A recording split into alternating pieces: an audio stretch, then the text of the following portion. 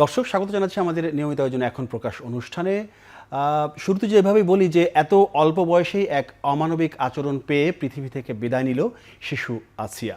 দীর্ঘ ৮ দিন জীবন মৃত্যুর সঙ্গে লড়াই করে হেরে গেল শিশুটি। সিএমএইচ থেকে হেলিকপ্টারে করে মাগুরা নেওয়া হয় মরদেহ। এরপর অপরাধীদের দ্রুত ও সর্বোচ্চ শাস্তির দাবি তোলেন স্বজন ও এলাকাবাসী। পরে ২ দফা জানাজা শেষে নিজ গ্রামে দাফন করা হয় আসিয়াকে। এদিকে ধর্ষকদের সর্বোচ্চ শাস্তির দাবিতে সন্ধ্যায় মাগুরা সড়ক অবরোধ হয়েছে, নাটোরও হয়েছে এবং ঢাকা বিশ্ববিদ্যালয় এলাকায় মশাল মিছিল হয়েছে। প্রতিবাদ কর্মসূচি চলছে। মোটামুটি এসব বিষয় নিয়ে আজকে আমরা কথা বলতে চাই।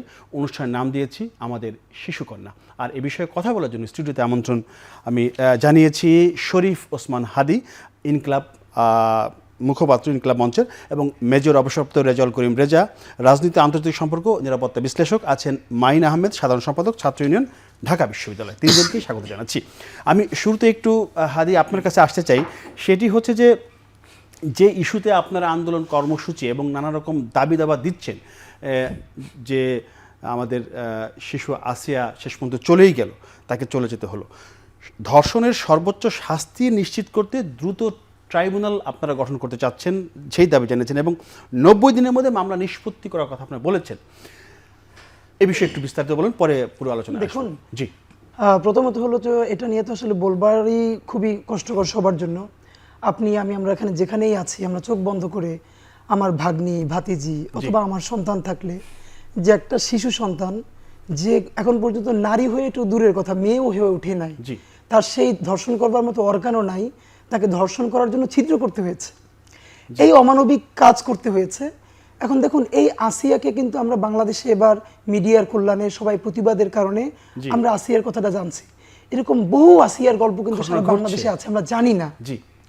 এবং গতকালকে আমরা শাহবাগ ইফতার মাহফিলে আমাদের যে কর্মসূচি চলছে, আসিয়ার জন্য আমরা অনেক কান্নাকাটি করে সবাই দোয়া করছিলাম, জানলাম মেয়েটাকে ফিরিয়ে দাও আমাদের মধ্যে। কারণ আমরা দেখছিলাম যে ওনাকে হাত নাড়ে, এই খবর পাচ্ছিলাম, চোখের পাতা নাড়িয়েছিল।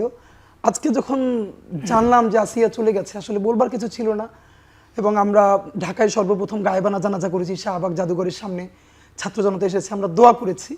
এখানে দেখুন যে ব্যাপারটা হচ্ছে, আমরা যে 5 দফা দাবি দিয়েছি ইনকিলাব মঞ্চের পক্ষ থেকে, তার প্রথম দফাটাই হচ্ছে যে ধর্ষকদের শাস্তি নিশ্চিত করবার জন্য ডেডিকেটেড শুধু ধর্ষণ বিচারের জন্য দ্রুত বিচার ট্রাইব্যুনাল করতে হবে, এবং মামলা শুরু হওয়া থেকে শেষ পর্যন্ত ৯০ দিনের মধ্যে এই মামলা নিষ্পত্তি করতে হবে।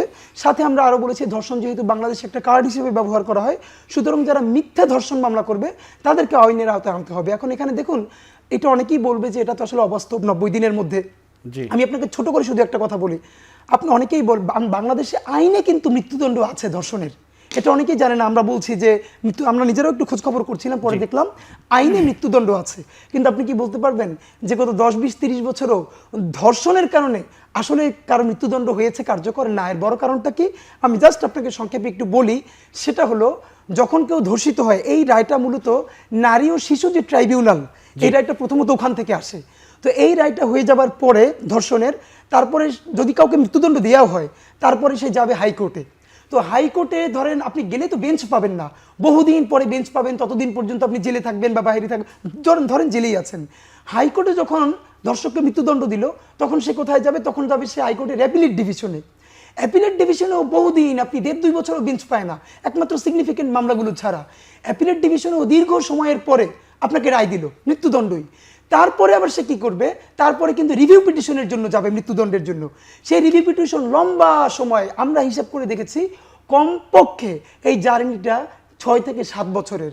এবার আপনি ভাবেন, ধরেন আমি যদি বাবা হই, আমার কন্যা সন্তানটা ধর্ষণে মারা গেছে অথবা ধর্ষিত হয়ে জীবনটা শেষ হয়ে গেছে, এখন আমি প্রথমত তো আমার লাইফ নাই, আমার বাচ্চাটার লাইফ নাই, তারপরে 7 থেকে 8 বছর আমি কিভাবে আদালতে পড়ে থাকবো এই বিচারের জন্য? এখানে আরেকটা ব্যাপার হলো, যারা ধর্ষক তারা কিন্তু সবসময় সমাজের শক্তিশালী লোক, তার টাকা আছে, পয়সা আছে, প্রভাব বিস্তার করে। উল্টা দিকে যে ধর্ষিত, তার বাবার তো টাকা নাই, সে এই 7 বছর মামলা চালানোর তার কোনো পয়সা নাই।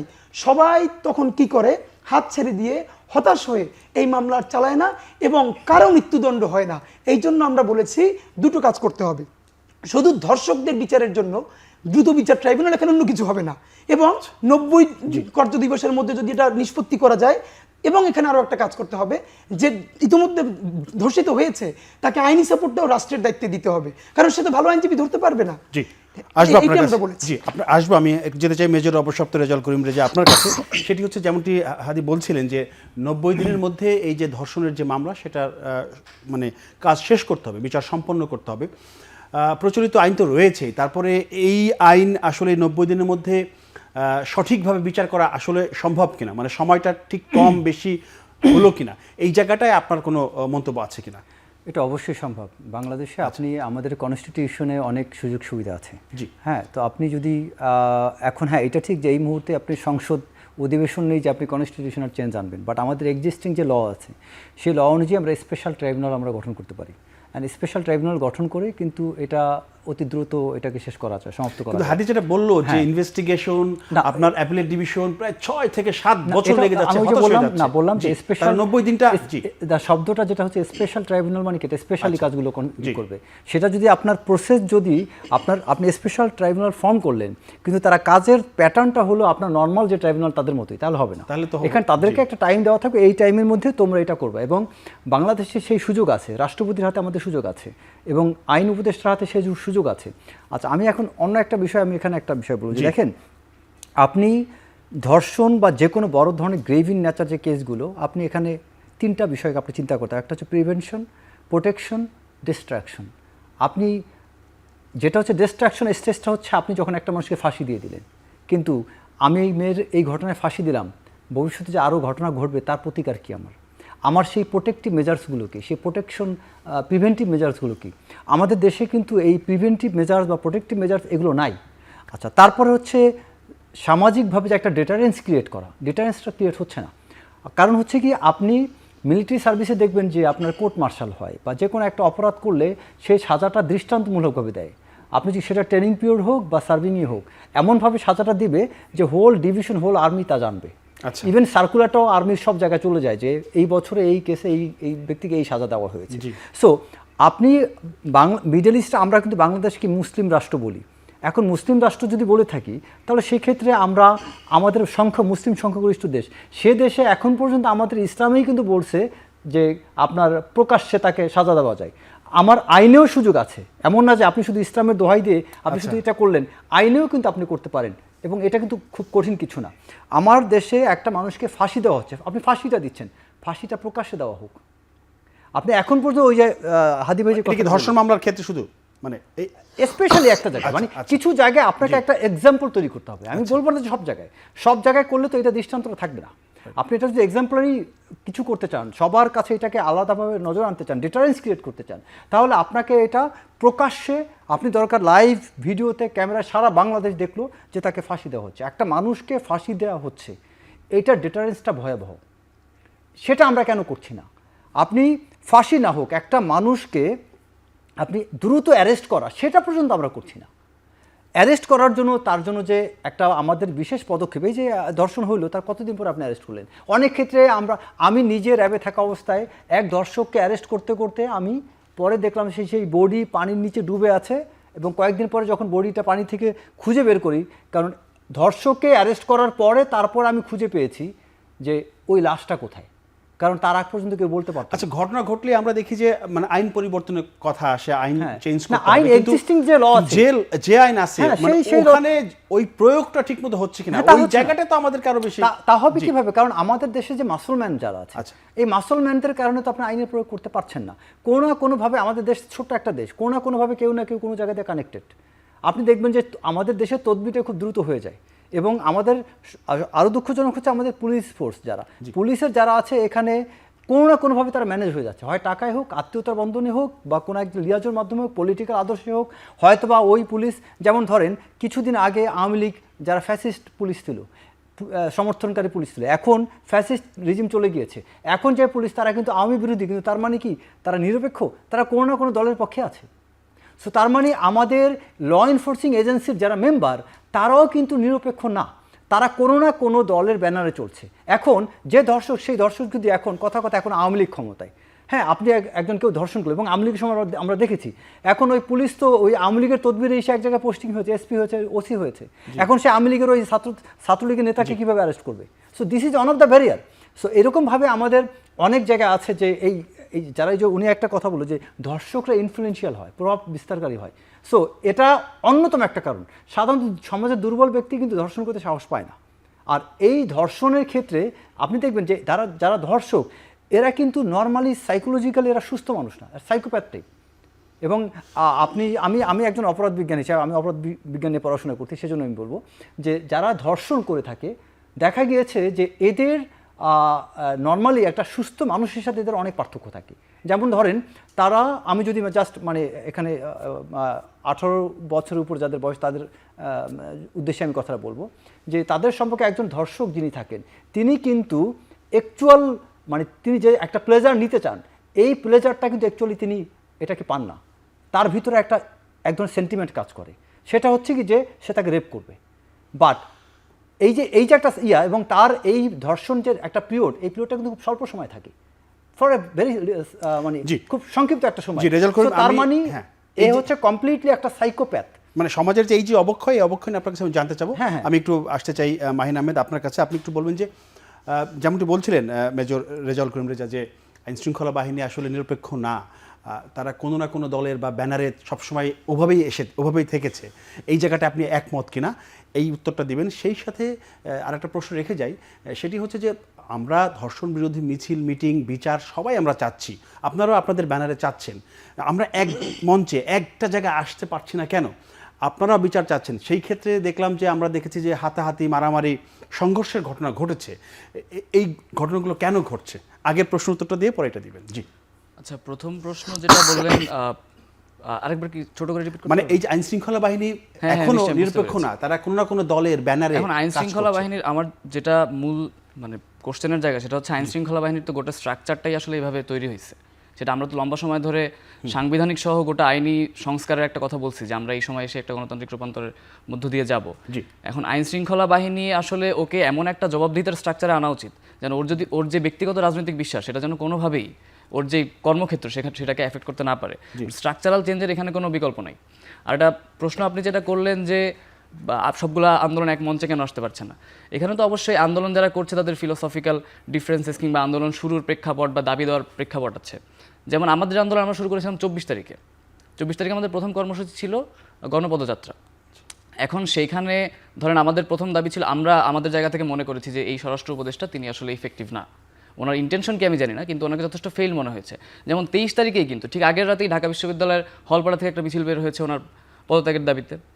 এখন আমাদের কাছেও তখন যেটা মনে হয়েছিল যে সিচুয়েশনটা খুবই উদ্বেগের, মানে সিচুয়েশন যে এই পর্যায়ে আসতে পারে সেটা এক প্রকার আমরা অ্যাজাম্পশনের জায়গা থেকে ধরে নিচ্ছিলাম। কারণ ঠিক 23 তারিখ রাতেই ছিনতাইয়ের ঘটনা ঘটে, 23 তারিখ রাতেই একটা সম্ভবত বনশ্রীর দিকে সিরিয়াসলি একটা সিরিয়াস ক্রাইম হয়, আমি শিওর না ওখানে মার্ডার হয়েছিল কিনা। এখন সেটার প্রেক্ষিতে সেখানে এই ধরনের সিচুয়েশন যখন এইভাবে ওয়ার্স হইতেছে দেশের পুরো ল অ্যান্ড অর্ডার সিচুয়েশন, তখন সেই প্রেক্ষিতে আমাদের মনে হয়েছিল যে ইন্টারিমের যেই কাজ, একটা রোল মডেল গভর্নেন্স সেট করা, সেই জায়গা থেকে এই লোকটার জায়গায় একটা যোগ্য যে দেশের ল অ্যান্ড অর্ডার স্বাভাবিক করতে পারবে উনি আসতে পারবেন। আমরা দেখলাম যে 23 তারিখ রাতেই উনি প্রেস কনফারেন্সে পুরো দায়টা সরাই দিয়ে একটা আত্মহমিকাপূর্ণ বক্তব্য দিলেন। এবং সেই পদত্যাগে কি সমস্যার সমাধান? পদত্যাগের সমস্যা এখন ইনিশিয়ালি, এখন তো আমরা অনেক বেশি ডক্ট্রিন অফ নেসেসিটির দিকে যাচ্ছি। তার মানে আমার এখানে ব্যক্তি কেমন, ব্যক্তি কতটুকু পারদর্শী সেটা নিশ্চয়ই আমার জন্য গুরুত্বপূর্ণ। যে আমরা আসলে এই যে রিফর্মের গণতান্ত্রিক রূপান্তরের সময়টা এটা আসলে কাদের হাত দিয়ে হচ্ছে, তারা আদতে কতটুকু যোগ্য। এই টাইমটাতে যখন সারা দেশে এত ষড়যন্ত্র আমরা গন্ধ পাচ্ছি, নানান ধরনের আলাপ হচ্ছে দেশীয় এবং বিদেশীয় ষড়যন্ত্র, সেই সময় নিশ্চয়ই ল অ্যান্ড অর্ডার স্টেবল রাখার জন্য আপনার একটা দক্ষ লোক দরকার। এখন সিস্টেমের নিশ্চয়ই চেঞ্জ দরকার, কিন্তু সেই লোকটা যদি ওই সিস্টেমকে অ্যাডপ্ট করতে এবং ওই সিস্টেমকে একটা ভালো দিকে নিয়ে যেতে দক্ষ না হন, তাহলে তো নিশ্চয়ই কোনো কাজ হবে না। কাজেই সেই জায়গা থেকে আমরা এই দাবিটা নিয়েছিলাম। এবং আর কোন কোন জায়গায় পরিবর্তন আছে, যেমন ধরেন একটা ধর্ষণের মামলা পুলিশ নিতে পারে নাই, একটা যুবক ধর্ষিত হয়েছেন, এখন সেটাকে তার সোডমের মামলায় নিতে হয়েছে। এখানে তো ধর্ষণের আইনের সংজ্ঞায় পরিবর্তন আনা জরুরি। তারপরে দেখবেন যে একটা ধর্ষণের ঘটনা ঘটেছে যেখানে ভিকটিমের বাবা মারা গেছেন। আমরা এখানে বলছি যে 2011 সালে যে আইনটা পর্যালোচনা করা হয়েছিল, ভিকটিম এবং সাক্ষী সুরক্ষা আইন, সেই বিলটাকে এখন পাশ করা হোক বা পাশ করার মতো দৃশ্যমান স্টেপ নেওয়া হোক। এখন এই যে স্ট্রাকচারাল চেঞ্জগুলো, এই চেঞ্জগুলো আমি জানি না অন্য প্ল্যাটফর্মগুলো অ্যাড্রেস করছে কিনা, বা সাময়িক অনেক সমাধানের কথা অনেক জায়গা থেকে আসছে, কিন্তু আমাদের গোটা প্ল্যাটফর্মটা একটা স্থায়ী সংস্কারের দিকে নিয়ে যাওয়ার জন্য আন্দোলন করছিল। আপনারা নিশ্চয়ই যদি অন্য প্ল্যাটফর্মগুলো আমাদের সাথে সংহতি জানায় একসাথে আন্দোলন করতে চায় এবং আমরা ঐক্যমত্যে আসতে পারি, তাহলে নিশ্চয়ই ঐক্যবদ্ধভাবে জাতীয় ঐক্যমত্যের ভিত্তিতেই এই ধরনের স্থায়ী সংস্কার এবং ধর্ষণ নিপীড়ন প্রতিরোধে এক ঐক্যমত্য ভিত্তিতে আন্দোলন করা সম্ভব। আচ্ছা, ইনকিলাব মঞ্চ তো আপনার ওই যে যেটা তারা সর্বোচ্চ শাস্তি ট্রাইব্যুনাল এবং 90 দিনের মধ্যে মামলা নিষ্পত্তি, এই বিষয়গুলো কি আপনারা এই দ্রুত বিচার ট্রাইব্যুনালের কথা আমরা বলেছি এবং মৃত্যুদণ্ড, সর্বোচ্চ শাস্তি মৃত্যুদণ্ড, এটা অলরেডি আইনে আছে, সেটা ইমপ্লিমেন্ট হয় না, ওটা উনি বললেন। এবং হচ্ছে যে এখানে আরও ধরেন নানান ধরনের judiciary, I would leave it to the judiciary, legal expertise, তার ফিলোসফি কি, আসলে সে কি সব ধর্ষণের মামলার ক্ষেত্রেই সর্বোচ্চ শাস্তি দিতে চায় কিনা, কিংবা প্রপোর্শনেট পানিশমেন্ট ইন্ট্রোডিউস করতে চায় কিনা, I would leave it to the judiciary. কিন্তু এখানে তো নিশ্চয়ই প্রত্যেকের মানে ফিলোসফিক্যাল জায়গাগুলো আছে। দর্শক, বিরতির পর আবারও স্বাগত জানাচ্ছি আমাদের নিয়মিত আয়োজন এখন প্রকাশ অনুষ্ঠান। আমরা কথা বলছিলাম আমাদের শিশু কন্যা, এই ইস্যুতে আমি একটু যেতে চাই হাদি আপনার কাছে। সেটি হচ্ছে যে মানে এই যে আসিয়া আমাদের শিশু কন্যা, তার যে ধর্ষণের বিচার সহ 5 দফা দাবির কথা আপনারা জানিয়েছেন, শাহবাগে অবস্থান করবেন বলে জানিয়েছেন, কিন্তু আমরা আজকে আবার দেখলাম আপনার ডিএমপি থেকে একটি বিজ্ঞপ্তি প্রকাশ করলো নিষেধাজ্ঞায় যে শাহবাগ মোড়, কাকরাইল মোড়, সচিবালয়ের সামনে কোনো প্রকার গণজমায়েত করা যাবে না। আবার আপনারা বলছেন যে বিচার শুরু করা বা বিচার না হওয়া পর্যন্ত আপনারা অবস্থান চালিয়ে যাবেন। একটু সাংঘর্ষিক হলো কিনা এবং এই জায়গাটায় কি বলবেন আপনি? দেখুন, আসলে দুটোই হচ্ছে মানে দুটোই বাস্তবসম্মত। প্রথমত হলো যে আমরা তো গতকালকে থেকে শাহবাগ জাদুঘরের সামনে লাগাতার অবস্থান কর্মসূচি ঘোষণা করেছি এবং আমরা এখনো আছি ওখানে সবাই মিলে। তো এটা আপনারা তো এখনো আছেন, আমাদের এখন মিছিল চলছে, এখন আমি মাত্র দেখলাম যে এখন মিছিল চলছে। তো এইটা তো একটা দিক। আবার আজকেই ডিএমপি থেকে বলা হয়েছে শাহবাগ এবং আরও কিছু গুরুত্বপূর্ণ এলাকা, বিশেষ করে সচিবালয় বা যমুনা, ওখানে তো আগেই 144 ছিল। এবং আপনাকে মনে করি যে যমুনার সামনে 144 কিন্তু আজকে দেয়া না, এটা অনেক দিন ধরে। যেমন আমরা বেশ কিছু দাবি দেওয়া নিয়ে যমুনায় যেতে চেয়েছিলাম, আমরা কাকরাইল মোড় পর্যন্ত যেতে পেরেছি, পুলিশ আটকে দিয়েছে। তা আমরা ওটুকুন তো অনার করবো যে 144 মানে যদি সবাই ভেঙে চলে যায়, ধরেন আমাকে যেতেও দিল, তা আমি ডক্টর ইউনূসের সাথে গিয়ে কি করব? আমার তো কাজ হলো ভয়েসটা দেওয়া, মেসেজটা দেওয়া, দ্যাট ইজ ভেরি ইম্পর্টেন্ট। তো তার একান্ত সচিব এসেছেন, আমাদের স্মারকলিপি নিয়ে গেছেন, দ্যাট ইজ ভেরি ইম্পর্টেন্ট। এটা হয়েছে। তো এখন যেটা হয়েছে আজকে শাহবাগ মোড়, তো পুলিশ এসেছিলেন শাহবাগ থানা থেকে, অন্যরা দায়িত্বপ্রাপ্তরা, তো তারা বলেছিলেন যে আমাদের সামনে, তো আমরা তাদেরকে বোঝাতে সক্ষম হয়েছি যে আপনারা বলেছেন শাহবাগ মোড়, তো আমরা তো শাহবাগ মোড়ে নাই, আমরা জাদুঘরের সামনে আছি। আর জাদুঘরের সামনের যে জায়গাটা, এটা কিন্তু এক্স্যাক্টলি ওরকম সড়কও না, মানে ওটা উন্মুক্ত স্থানই, তো সামনে হলো সড়ক। তো আমরা তাদেরকে মানে বোঝাতে চেষ্টা করেছি যে আমরা শাহবাগ যাব না, কারণ এটা যেহেতু এটার একটা যৌক্তিকতাও আছে। এটা হলো আপনারা জানেন যে সম্ভবত আগামীকাল জাতিসংঘের মহাসচিব বাংলাদেশে আসছেন। তো জাতিসংঘের মহাসচিব যখন বাংলাদেশে আসছেন, এটা অত্যন্ত গুরুত্বপূর্ণ। একই সময় আওয়ামী লীগ থেকে কি চিঠি দিয়েছে যে বাংলাদেশে নারীদেরকে ধর্ষণ করা হচ্ছে, আরো কি কি দিয়ে তাকে চিঠি দিয়েছে, আপনারা নিশ্চয়ই দেখেছেন মিডিয়ায়, আপনারা নিজেরাই যেহেতু এটা নিয়ে কথা বলেন। তো আমরা নিজেরাও মনে করি অন্তত সরকার যে এই জায়গাটা বললো, সেটা আমি নিজেও ভিকটিম, হয়তো আমার ডিস্টার্ব হচ্ছে, কিন্তু আমি মনে করি এটা হওয়া দরকার। কারণ এত গুরুত্বপূর্ণ একজন গেস্ট বাংলাদেশে এসছেন এবং আমরা সামনে শাপলার হত্যার বিচার করতে পারবো কিনা, আমরা পিলখানা হত্যাকাণ্ডের বিচার করতে পারবো কিনা, আওয়ামী লীগ নিষিদ্ধ হবে কি হবে না, এই প্রশ্নের বহু কিছু মীমাংসা এখন আমাদের হবে। কারণ আমরা দাবি করেছি যে পিলখানা এবং শাপলার বিচারকেও জাতিসংঘের অন্তর্ভুক্ত করতে হবে। এটা শুধু আমরা নিজেরা করলে হবে না। আমরা বলেছি জুলাই গণহত্যা তো অবশ্যই, সাথে শাপলা এবং পিলখানা যে হত্যাকাণ্ড হয়েছে সেটার বিচারিক কমিশনে জাতিসংঘকে অন্তর্ভুক্ত করতে হবে। অন্তর্ভুক্ত করে তো সেটা তখন কথা বলতে হবে। এবং আপনি দেখবেন ইতিমধ্যে আমাদের ডক্টর ইউনূস সাহেব কিন্তু জাতিসংঘের আবাসিক কার্যালয়ে গিয়ে জাতিসংঘকে বলেছেন যে আপনারা শাপলা নিয়ে তদন্ত করুন। তিনি ইতিমধ্যে কিন্তু ইনভাইট করেছেন তাদেরকে। তো আমরা তো চাচ্ছি যে জাতিসংঘের মহাসচিবের এই ট্রিপটা সুন্দর হোক। সে কারণে যদি হয়ে থাকে যে আগামী কয়েকদিনের জন্য ওখানে মিছিল মিটিং না করা, সেটুকুন আমরাও মেনে নিতে রাজি। যদি এটা আমরাও মেনে নিচ্ছি এবং আমরা তাদেরকে বলেছি যে আমরা শাহবাগ মোড়ে যাব না, আমরা জাদুঘরের সামনে থাকবো। এটা আমরা অনার করছি, কারণ দাবির তো শেষ নাই, আন্দোলনেরও শেষ নাই। এখন প্রতিদিনই যদি আমরা রাজপথ বন্ধ করে দেই, তাহলে মানুষের ভোগান্তি তো ভোগান্তি, জাতিসংঘের কাছে আমাদের কি মেসেজটা যাবে? এটা তো ভেরি ইম্পর্টেন্ট। আসবো আপনার কাছে, আমি যেতে চাই রেজাল্ট কর্মী যে আপনার কাছে, সেটি হচ্ছে যে আপনি নিরাপত্তা বিশ্লেষক, নিরাপত্তা নিয়ে কাজ করেন, অনেক কেস স্টাডি আপনি করেছেন, যেটা আপনি একটু বললেন। এই যে আমাদের যে সমাজের যে অবস্থা, মানে সামাজিক অবক্ষয় বলা যায়, এই অবক্ষয় তো হুট করে শুরু হয় নাই, দীর্ঘদিন ধরে চলছে। সেখান থেকে বেরিয়ে আসাটাও সহজ নয়, বিরাট চ্যালেঞ্জের কাজ। এই চ্যালেঞ্জগুলো কিভাবে আসলে আমরা ফেস করবো, এখান থেকে বেরিয়ে আসার উপায়গুলো কি? অনেক আলোচনা আছে, তারপর যদি আপনি একটু বলেন পরিবার থেকে না কি সমাজ, আইন শৃঙ্খলা প্রয়োগ করে সচেতনতা বাড়িয়ে, অনেক কথা বলা হয়, কোন জায়গাটা থেকে শুরু করতে হবে এই অবক্ষয়? এটা আপনার প্রথমত পরিবেশের পরে সমাজ, তারপরে আপনি হয়তো বলবেন দেশ। অ্যাকচুয়ালি আপনার পরিবার থেকে যদি এই বিষয়টা সচেতনতা বাচ্চাদেরকে, যেমন ধরুন আমাদের অনেক পরিবার জানে না যে একটা ছেলের, একটা বাচ্চা ছেলে একটা মেয়ের সাথে কেমন আচরণ করা উচিত, বা একটা নারীর প্রতি তার আচরণটা কেমন হওয়া উচিত।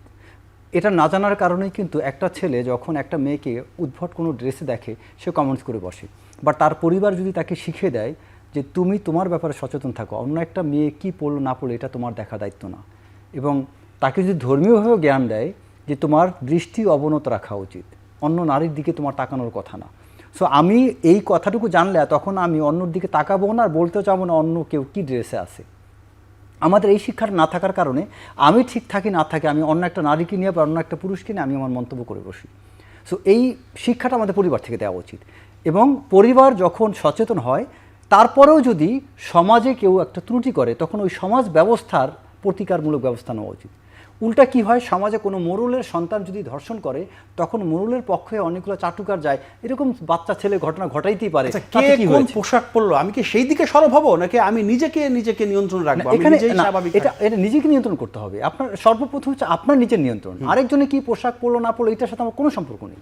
এটা আপনি ইসলামের দোহাই দিলে ইসলামের সাথে সম্পর্ক নেই। হ্যাঁ, আপনি আপনার পরিবারের কোনো সদস্য যদি ভুল পথে যায় সেটা পরিবার বলবে। Right. আপনার কোনো বোন ভুল করলো আপনার বোনকে আপনি বলতে পারেন।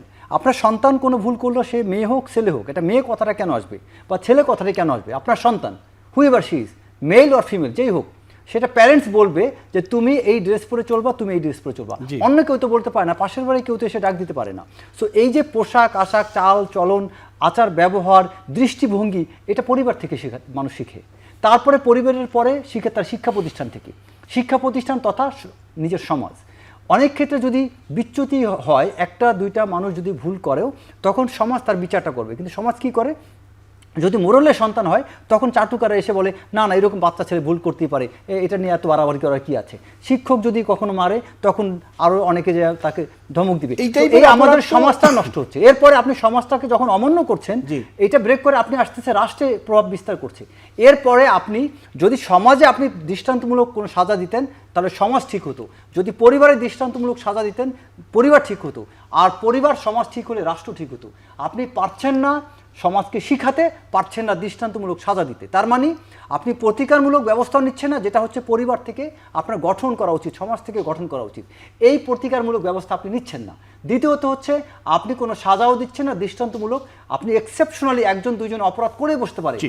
তখন আপনার দৃষ্টান্ত স্থাপন করতে হবে। একটু আপনি বলবেন যে ধরেন এই যে এটা তো ফৌজদারি অপরাধ, এই অপরাধ মানে গ্রাম্য সালিশের মাধ্যমে দেখে অনেক সময় সমাধান করার চেষ্টা করে না, অসম্ভব। এখন যারা সালিশকারী, হ্যাঁ, তাদের কখনো দেখিনি যে আইনের নেওয়া হয়েছে বা তাদের শাস্তি হয়েছে, এবং এটা অনবরত হয়ে যাচ্ছে। যখন জানাজানি হয় তখন আইন শৃঙ্খলা বাহিনী গিয়ে তাদেরকে ব্যবস্থা নেওয়ার চেষ্টা করে। সাধারণত ওই জায়গাটায় কেন এত ফোকাস করা হচ্ছে না কেন? সাধারণত গ্রামগঞ্জে যে বিচারগুলো হয় এটা হচ্ছে সমঝোতামূলক। ধরেন দুই পক্ষের মধ্যে ভুল কিন্তু বোঝাবুঝি। এইটা তো সমঝোতামূলক এক্স্যাক্টলি সমাধান এইটা না। তো সমঝোতামূলক বিষয় না, না। এইটা হচ্ছে একটা ক্রাইম, এটা একটা আপনার বড় ধরনের অপরাধ। এবং এই অপরাধের জন্য সমাজে যখন এরকম কোনো সমাধান করতে যায় তখন ওই জায়গায় লোকাল থানার তখন কিন্তু তার এখানে ভূমিকা নেওয়ার কথা, তার এনফোর্সমেন্টে যাওয়ার কথা। লোকাল থানা কিন্তু যাচ্ছে না সেখানে, কারণ কি লোকাল থানা ওই দুই পক্ষের এক পক্ষের থেকে টাকা খেয়ে তারাও চুপ হয়ে যায়। সো এ কারণে আপনার আমাদের সমাজে অ্যাকচুয়ালি একটা মানে খুবই বাজে একটা আমাদের ড্রব্যাকস হচ্ছে যে আমরা ধর্ষণের মতো এত বড় অপরাধের বিচার আমরা সমাজের মোড়লদের নিয়ে করতে চাই, অথচ এইটার সাজা হওয়া উচিত একদম পুরো রাষ্ট্রের মানুষ দেখবে, পুরো রাষ্ট্র জুড়ে। এটা আপনি দেখবেন যে কোনো আপনি যদি সৌদি আরবে বা ইভেন ওমানের মতো কান্ট্রিতে, কাতারের মতো কান্ট্রিতে যদি এরকম অপরাধ করে তার সাথে কিন্তু দৃষ্টান্তমূলক একদম স্বচক্ষে হয়, কিন্তু আমাদের দেশে হচ্ছে না।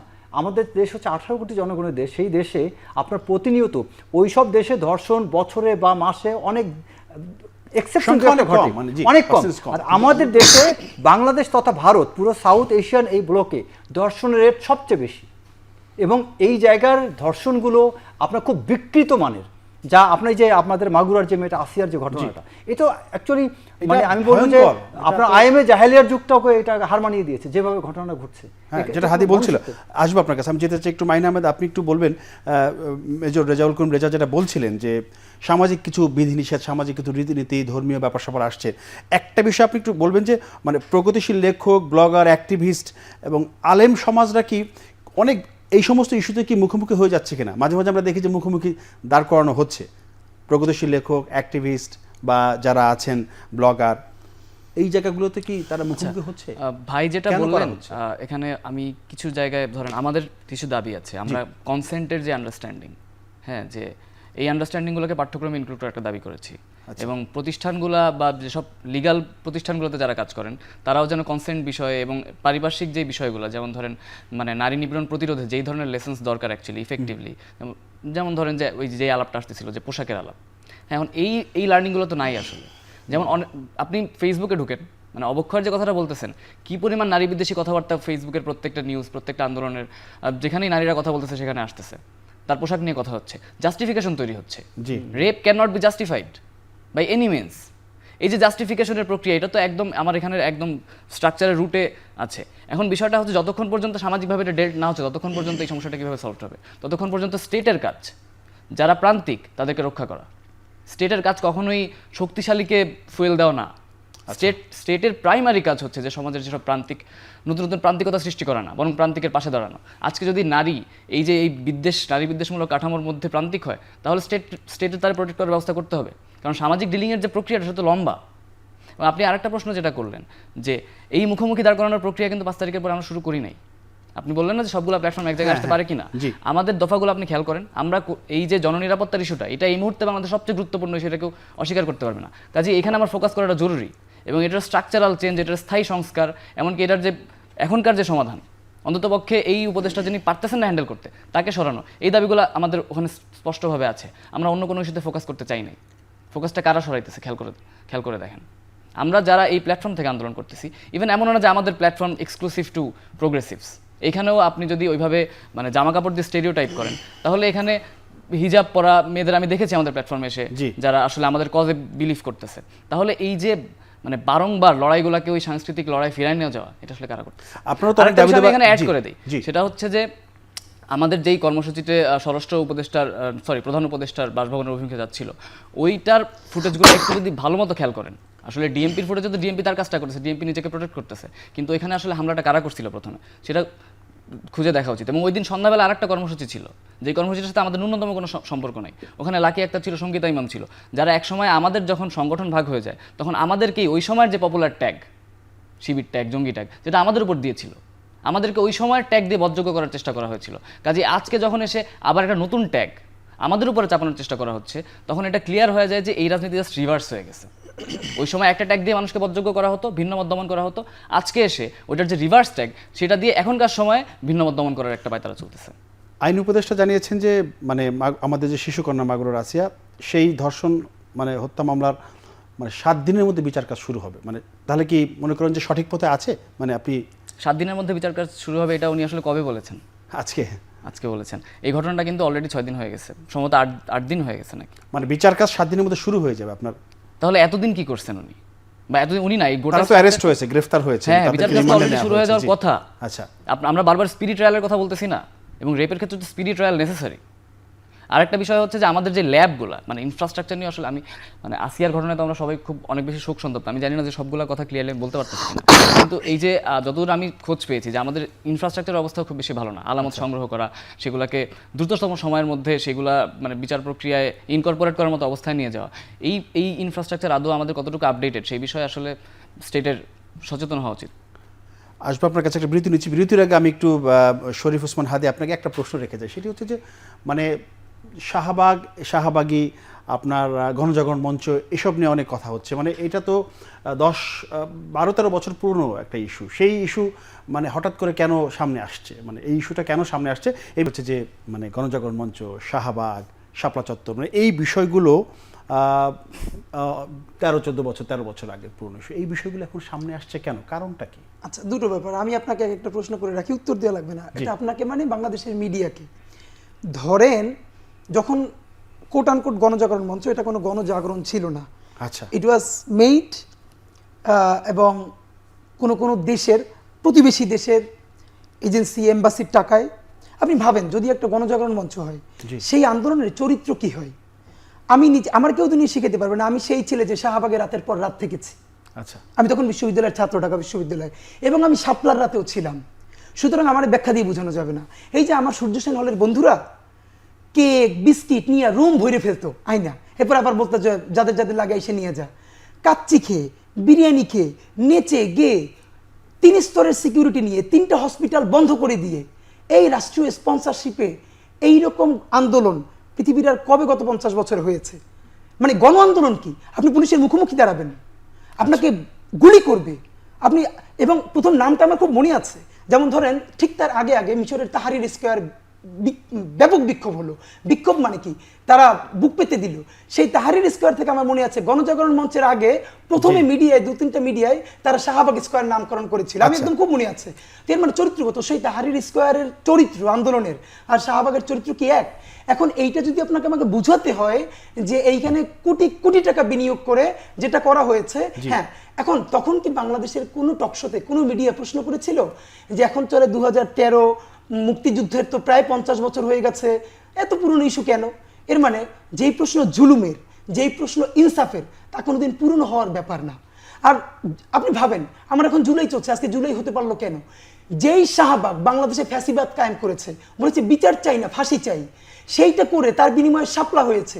আপনি ভাবেন শাপলায় অগণিত মানুষকে কচুকাটা করা হলো, পরের দিন বাংলাদেশে মিডিয়া ন্যারেটিভ দাঁড় করালো যে শাপলার এই মোল্লারা কতগুলো গাছ কেটেছে, আহারে শত শত গাছ কেটে ফেলেছে, কিন্তু শত শত মানুষের কল্লা কেটে ফেলা হলো, এই নিয়ে কারো কষ্ট নাই। এর মানে ধরেন সে কওমি মাদ্রাসার ছাত্র, সে প্রান্তিক, সে গরিব, সে ঢাকায় কোনোদিন আসে নাই, তো ঢাকায় এসে সে এমনকি ঢাকা সে দখল করতে চেয়েছে। ধরেন একটা প্রান্তিক ছেলে ঢাকায় এসে দখল করতে চেয়েছে, এইটাও তো তার নাগরিক অধিকার, আপনি তাকে ট্যাকেল করবেন। Who gave you the right to kill him? বাংলাদেশের কোন সিভিল সোসাইটি, কোন মিডিয়া কি বলেছে যে তুমি তাকে হত্যা করবার অধিকার কে দিল? শুধু কি হত্যা করেছে, তার লাশ গায়েব করে ফেলেছে। অধিকার থেকে বললো 63 জার্নালিস্ট, সেই কারণে বর্তমান যে উপদেষ্টা শুভ্র সাহেব আদিলুর রহমান, তিনি পর্যন্ত দিনের পরে দিন জেল খাটলেন। এই যে শাপলার লাশ যখন গুম করে গেল, তখন খুনি ফ্যাসিস্ট হাসিনা বুঝতে পারলেন যে, এবং সেটাকে আবার লেজিটিমেসি কে দিল? শাহবাগ দিল। এর মানে তোমাকে খুন করেছে, তুমি হেফাজতি, ওকে সমস্যা নাই, তুমি শিবির, সমস্যা নাই। তো কতদিন পর তোমাকে হেফাজতি বলে শেষ করা যাবে, জামাত বলে শেষ করা যাবে, পরবর্তীতে বিএনপি বলে শেষ করা যাবে। এই শেষ করতে করতে আমরা পরবর্তীতে কি দেখলাম? ইলিয়াস আলীকে শুধু গুম করা হয় নাই, তার লাশ সাগরে ডুবিয়ে দেওয়া হয়েছে। শাহবাগ হয়েছিল বিদেশ শাপলা হয়েছে, শাপলা থেকে হতে হতে আয়নাগর হয়েছে, গুম হয়েছে, খুন হয়েছে, এবং সর্বশেষ আজকে জুলাই হয়েছে। এই প্রত্যেকটা এই ফ্যাসিবাদের যে বীজ বপন করে দিয়েছে কে? শাহবাগ। তো আমার যেটা প্রশ্ন, আপনি যেটা বললেন যে এতদিনের পরে সেই প্রশ্ন কেন আজকে নতুন জুলাইয়ের যে ইনসাফের বাংলাদেশ, আমি তো ওখানে বলতে চাই আমার জুলাই হত্যাকাণ্ডের, আমার গণহত্যার বিচার কবে? শাপলার গণহত্যার বিচার কবে? পিলখানা হত্যাকাণ্ডের বিচার কবে? আপনি বিচার করেন, আমি তো ফাঁসি চাই না, আমি তো ফাঁসি চাই না, আমি চাই বিচার। আপনি জাতিসংঘকে তদন্ত করতে দেন এবং আপনি সেটাকে প্রকাশ করেন। তো যারা এই ফ্যাসিবাদ কায়েম করলো, এই গণহত্যাকে ন্যারেটিভ নির্মাণ করে দিল, যেটা করা যায়, আপনি তাকে রাষ্ট্রের অন্তত বিচারের মুখোমুখি করবেন না। এবং যেই লাকিরা এইটাকে ইস্টাবলিশকারী করলো না, তার কি করে নাই তখন? এবং দেখেন আন্দোলনের চরিত্র, বা তার পাশে ইন্টারকন্টিনেন্টালে রাতে ঘুমোচ্ছে, কাচ্চি খাচ্ছে, এবং দিনে এসে, এটা তো রাষ্ট্রদ্রোহিতা।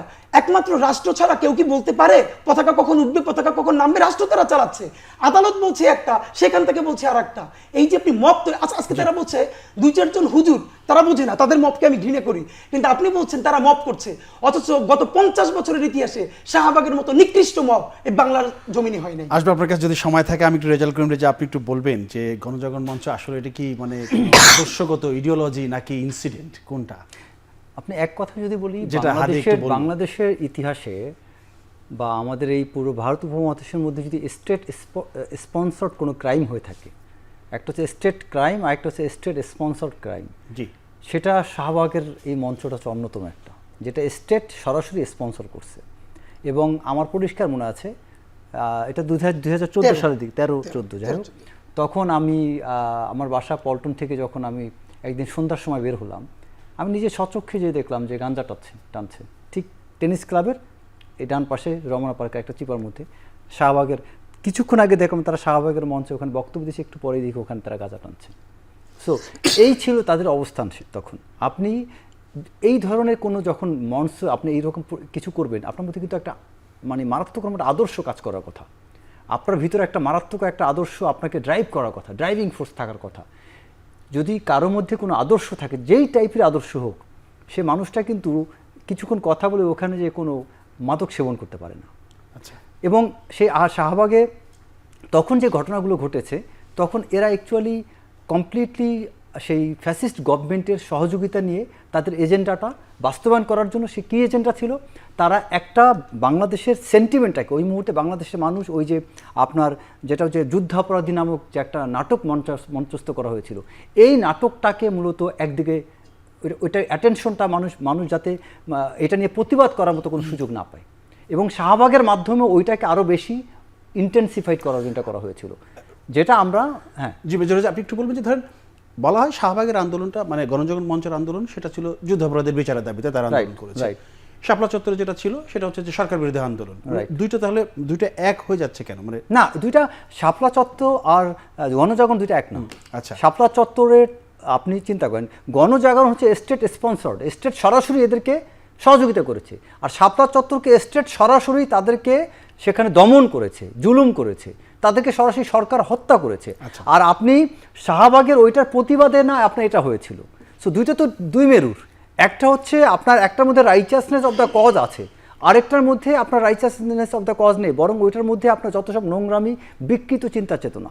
এবং শাহবাগের যে ঘটনা ঘটেছে, যেটা বাংলাদেশের ইতিহাসে এত জঘন্য ঘটনা কখন ঘটেনি, এবং এই পুরো জিনিসটার মধ্যে আপনি যেসব আজকে যে আমরা অনেক ক্ষেত্রে আমরা বলি যে আমরা যারা বিশেষ করে নিরপেক্ষ আমাদের সমাজে আমাদের সমাজে বিশেষ করে আপনার এই যে ছাত্র ইউনিয়ন বা যারা বিভিন্ন জন করে, তাদের মধ্যে তো একটা সেন্টিমেন্ট কাজ করে যে আমরা নিরপেক্ষতা চাই, আমরা সমতা চাই, এটাই তো অন্যতম একটাই। শাহবাগের এইটা সেন্টিমেন্টটা কিন্তু সেরকম থাকার কথা ছিল, কিন্তু অ্যাকচুয়াল আমরা সমতা বা অ্যাকচুয়াল আমরা নিরপেক্ষতার জন্য এটা হয় নাই, আমরা জাস্টিসের জন্য এটা হয়নি, এটা বরং হয়েছে একটা স্পেসিফিক এজেন্ডা বাস্তবায়ন। বাট যেটা আপনার শাপলা চত্বরে যেটা হয়েছে, বরং এটার মধ্যে একটা রাইচাসনেস অফ দ্য কজ ছিল। তারা কি, যে বাংলাদেশে যে জুলুম নিপীড়ন চলছিল এটার বিরুদ্ধে তারা সোচ্চার ছিল। তারা, আমি একটা জিনিস, একটা বিষয় কি, আমি আপনার কথা হয়তো অপ্রাসঙ্গিক হতে পারে, যে আমরা খুব সহজেই কিন্তু ধর্মীয় তকমাটা দুইভাবেই লাগে। একটা হচ্ছে কিছু লোকজন দাড়ি টুপি নিয়ে ধর্মের বাণী বলে, আসলে সে ধর্মের অনুশীলন তার মধ্যে নাই, সে প্র্যাকটিশিয়ান মুসলিম না, নামমাত্র দাড়ি আছে, টুপি আছে। আরেকটা আছে কিছু মানুষ যে জেনুইনলি সে মুসলিম, কিন্তু ওই মানুষটা হয়তো বা তার ওই লেবাজ নেই, যে কারণে তার কথাটাকে আমরা গুরুত্ব দেই না। তো এখানে দেখুন যে একটা কথা আছে যে ইলম অ্যান্ড তাকওয়া বলে আরবিতে দুটো শব্দ আছে। তাকওয়া বা ইলম, মানে তাকওয়া শব্দের অর্থ হচ্ছে গভীর জ্ঞান বা ধ্যান। যেই ব্যক্তি আপনার অত্যন্ত ধর্ম চর্চা করে, যেমন ধরেন আপনি অনেক হাফেজ পাবেন, তারা কোরআন শরীফ মুখস্থ করেছে কিন্তু নিজেও জানে না যে ওই আয়াতের অর্থ কী। বাট যার মধ্যে তাকওয়া থাকবে, সে কিন্তু কোরআন শরীফ পড়ার সময় তার সে অর্থগুলো বোঝার চেষ্টা করবে। আপনি যেমন এই যে কিছুক্ষণ আগে আমরা গল্প করছিলাম যে আপনি নামাজে যখন আত্মাহিয়াত পড়েন, আপনি যদি জানেন যে এই আত্মাহিয়াতের সৃষ্টিটা কীভাবে, আল্লাহ রাসূল কীভাবে আল্লাহর সাথে কথোপকথন হচ্ছিল, এটা কোথা থেকে আসলো, এটা জানলে কিন্তু আপনার মধ্যে নামাজে মনোযোগটা চলে আসবে। ঠিক তেমনি আপনি যখন প্রতিটা কোরআনের আয়াতের অর্থ জানবেন, আপনি কিন্তু তখন ধর্মটাকে সঠিক ব্যাখ্যা করতে পারবেন। কিন্তু যারা এখন বলেন টুপি দাড়ি, আমরা তো এদেরকেই অ্যাকচুয়ালি দাড়ি টুপি রেখে না, দাড়ি টুপি রেখে কেউ মতবাদ দিলেই তো সেটা ইসলামের মতবাদ না। আমার পয়েন্ট হচ্ছে এখানে যে দাড়ি টুপি নিয়ে আপনি কোনো মতবাদ দিলেন মানে আপনি ইসলামের মতবাদ তা না। আমি ইসলামের মতবাদ জানার জন্য আমাকে জাস্টিফাই করতে হবে কোরআন এবং হাদিস বা কোরআন বা সুন্নায় কী লেখা আছে।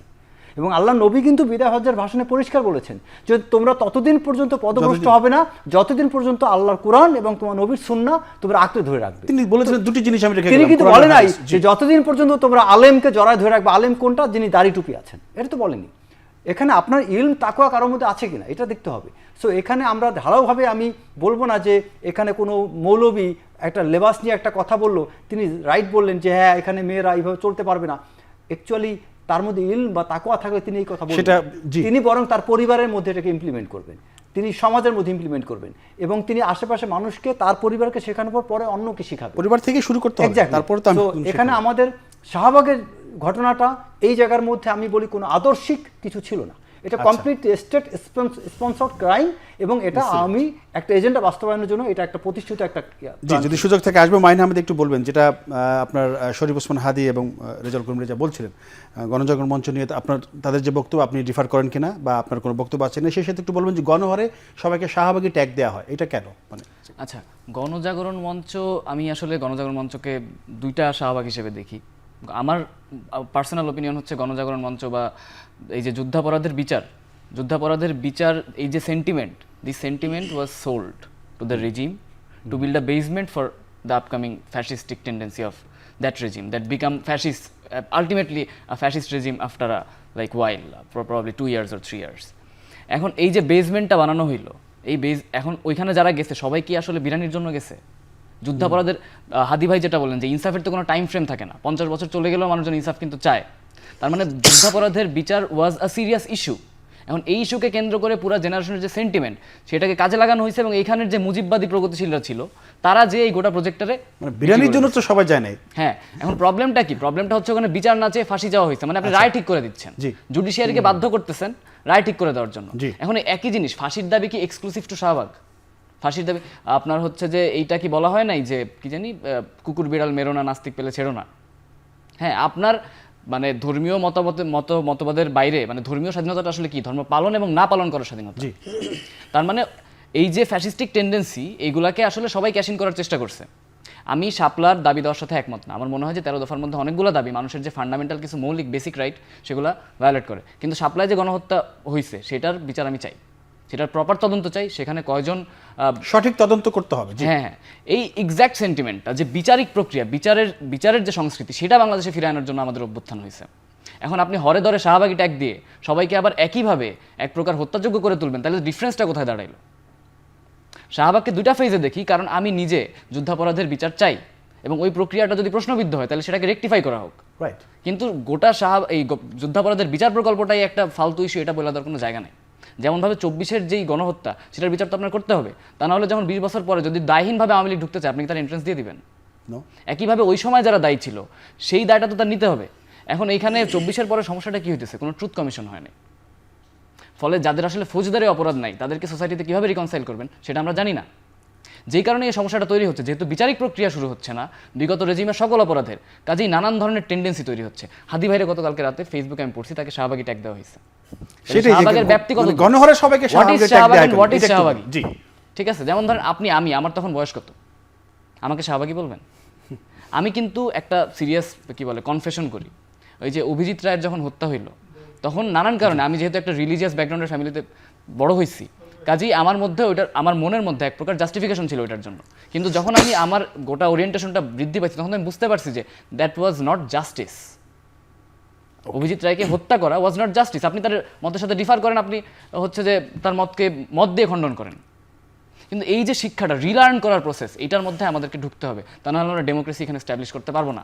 আরেকটা বিষয় বলে শেষ করি, সেটা হচ্ছে যে এই যে গোটা আন্দোলনটা তৈরি করে যদি এখানে কোনোভাবে আওয়ামী পুনর্বাসনের প্রজেক্ট তৈরি হয়, সেটা কোনোভাবেই ধরেন আমার হাদি ভাইয়ের সাথে দ্বিমত আছে, মাহফুজ ভাইয়ের সাথে দ্বিমত আছে, নাহিদ ভাইয়ের সাথে দ্বিমত আছে, কিন্তু এই দ্বিমতের মাঝখান দিয়ে ওই একটা জায়গায় কিন্তু মানে বাংলাদেশ এক হয়ে যাবে। ঠিক আছে, এই একইভাবেই ধরেন যুদ্ধাপরাধের বিচারের কথাও যদি বলেন, তাহলে আমার মনে হয় যে যারা আসলে বাংলাদেশ প্রশ্নে জাস্টিসের প্রশ্নে এক থাকতে চায় তাহলে ওইটাতে কেউ কম্প্রোমাইজ করবে না, সেটা যে মতদর্শের পন্থী সে হোক। শাফি মাইন, আপনাকে ধন্যবাদ। আমরা একটু সময় পেয়েছি, আমি একটু যেহেতু মাহফুজের কথা আসলে একটা হাদি ভাই আপনাকে একটা প্রশ্ন করতে চাই, সেটি হচ্ছে যে অভ্যুত্থান উত্তর শাহবাগে বেড়ে ওঠা মবক্রেসি বিচারহীনতার সংস্কৃতি বাদ দিতে হবে সব পক্ষকে, এইটা উপদেষ্টা মাহফুজ আলম বলেছেন। Very good. উপদেষ্টা মাহফুজ আলম যেটা বলতে চেয়েছেন আমি যদি সংক্ষেপে বুঝতে পারি, সেটা হলো উনি যে একটা রিকনসিলিয়েশনের কথা বলছেন। একটা রাষ্ট্র বেড়ে ওঠার জন্য রিকনসিলিয়েশন খুব জরুরি। আপনি আজীবনী কিছুদিন শাপলা কিছুদিন শাহবাগ এটা দিয়ে তো চলতে পারবেন না। কিন্তু প্রশ্ন হলো, জার্মানিতে যখন গণহত্যা হলো সেই নাৎসিদের আপনি কি বিচারের আগে রিকনসিলিয়েশন হয়েছে? আপনি এখন ক্ষমতায় আছেন ভাই, আপনি এখন পর্যন্ত বিচারিক প্রক্রিয়া শুরুই করতে পারেন নাই, আপনি কোনো বিচার করছেন না। অ্যাটলিস্ট যাদের ভিডিওগুলো দেখা যাচ্ছে গুলি করছে, হত্যা করছে, আপনি এখন পর্যন্ত ধরতে পারেন নাই, ধরেন নাই, তাদের গ্রেপ্তার করেন নাই, বিচার করেন নাই।